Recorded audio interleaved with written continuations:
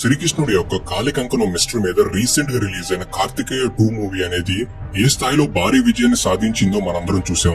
అయితే కేవలం ఇది మాత్రమే కాదు, శ్రీకృష్ణుడికి సంబంధించిన ఎన్నో మిస్టరీలు అనేవి నేటికి ఇంకా అలా దాగే ఉన్నాయి.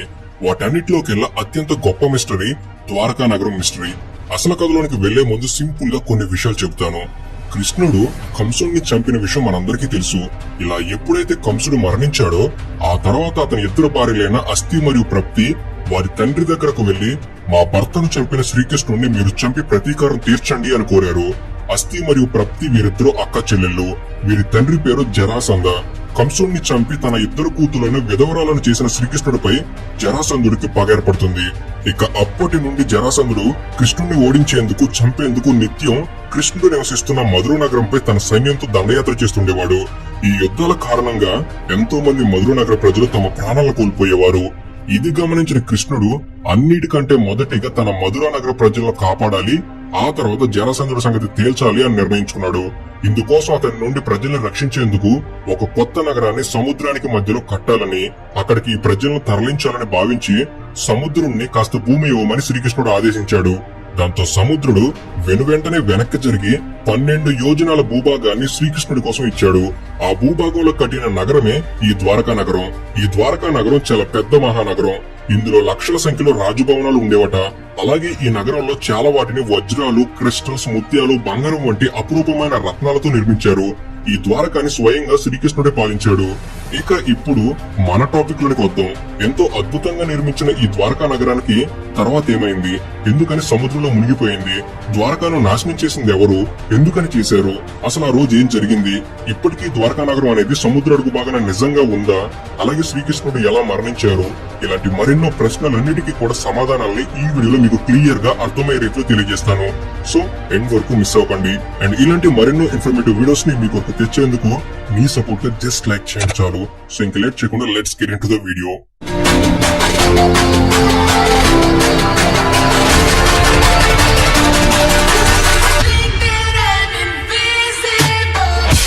ద్వారకా నగరం ఎందుకు మునిగిపోయింది, ఎలా మునిగిపోయింది అనే విషయాలను తెలపడానికి ముందు అసలు అప్పట్లో ద్వారకా నగరం ఎంత అద్భుతంగా ఉండేదో మొదటిగా చూద్దాం.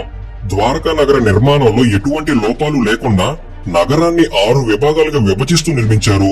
ఈ నగరంలో వెడల్పైన రాజమార్గాలు, వాణిజ్య కూడళ్లు, సంతలు, గురుకులాలు, రాజు భవనాలు, పొడవైన రహదారులు, నివాస ప్రదేశాలు, వ్యాపార సముదాయాలు, ఉద్యానవనాలు, కోటలు, ఇలా తన ప్రజలకు కావలసిన ప్రతి ఒక్కదాన్ని ఉండేలా ద్వారకా నగరాన్ని అద్భుతంగా నిర్మించారు. అప్పట్లోనే ఎంతో అధునాతన శాస్త్ర సాంకేతికను ఈ నగర నిర్మాణంలో ఉపయోగించారు.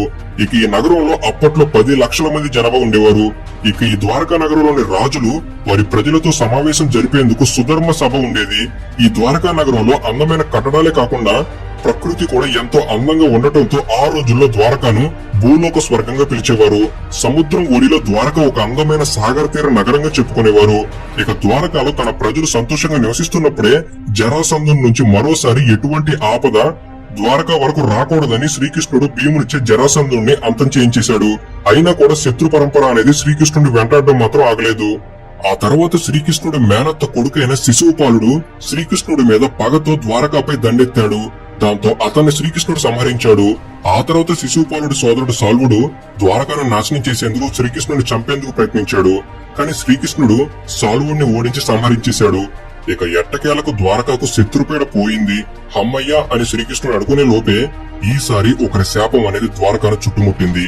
ఆ శాపం మరెవరిదో కాదు, 100 కౌరవుల తల్లి అయిన గాంధారీది. ఈమె శ్రీకృష్ణుడిని శపించడం వెనక ఒక కారణం దాగి ఉంది. పాండవులకి కౌరవులకి మధ్య హస్తినాపుర సింహాసనం కోసం కురుక్షేత్ర యుద్ధం జరిగింది. ఈ యుద్ధంలో పాండవులు గెలవగా 100 మంది కౌరవుల్లో దుర్యోధనుడు ఒక్కడు తప్ప మిగిలిన 99 మంది కౌరవులు చనిపోవడం జరిగింది. ఈ కురుక్షేత్ర యుద్ధంలో శ్రీకృష్ణుడు ఇద్దరి తరపున తటస్థంగానే ఉన్నాడు. నేను మరియు నా యాదవ సైన్యం, ఈ రెండిట్లో మీరు ఒకదాన్ని కోరుకోండి అని పాండవుల్ని కౌరవుల్ని శ్రీకృష్ణుడు అడిగినప్పుడు పాండవులు శ్రీకృష్ణుని కోరుకోగా కౌరవులు శ్రీకృష్ణుడి సైన్యాన్ని కోరుకున్నారు. దాంతో అలా కురుక్షేత్ర యుద్ధంలో పాండవుల తరపున శ్రీకృష్ణుడు ఉన్నప్పటికీ కూడా కేవలం అర్జునుడి రథాన్ని నడిపేడే తప్ప కౌరవుల సైన్యంతో యుద్ధానికి దిగలేదు. కానీ ఏది ఏమైనప్పటికీ 18 రోజుల భీకర పోరాటం తర్వాత పాండవులే ఈ యుద్ధంలో గెలవడం జరిగింది.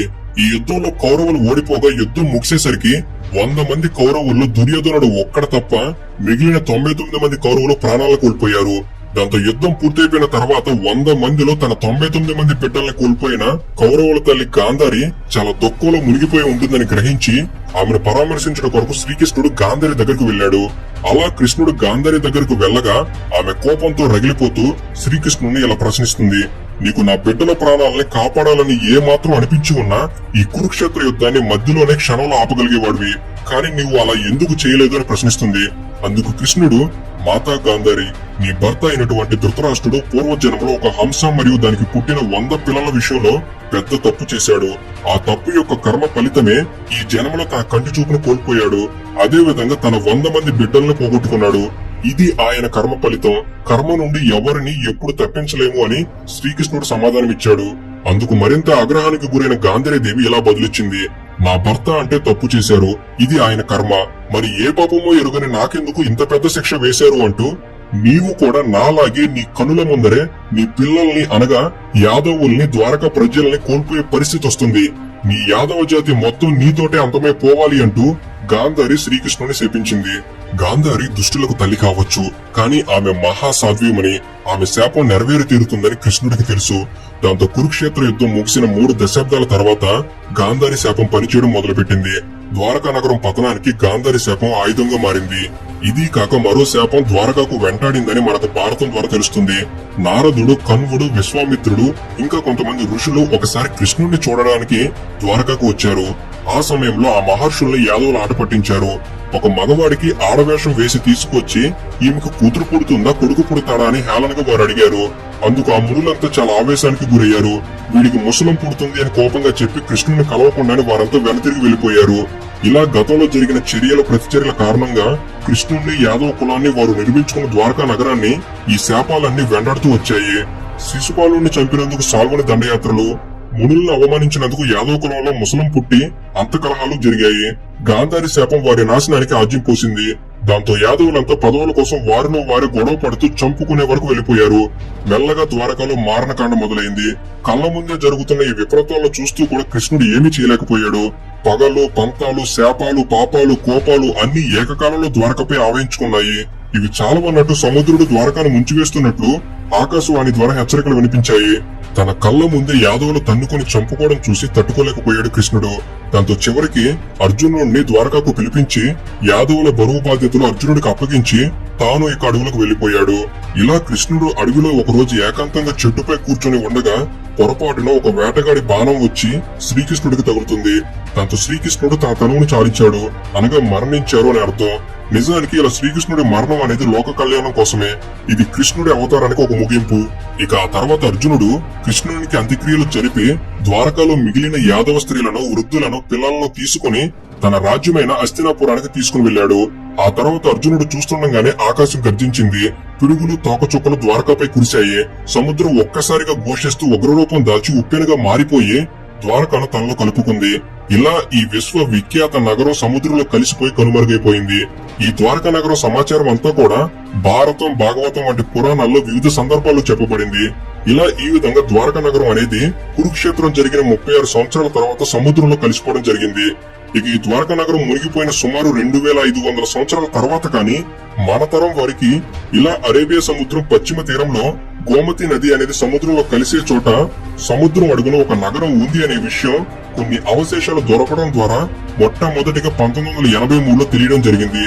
ఇక దాంతో సముద్రంలో బయటపడిన ఆ నగరమే ద్వారకా నగరం అని చరిత్రకారులు, పరిశోధకులు భావించారు. ఎందుకంటే దీనికి సంబంధించి గుజరాత్ లోని బామ్నగర్ సముద్ర తీరంలో అనేక ఆనవాళ్లు లభించాయి కనుక.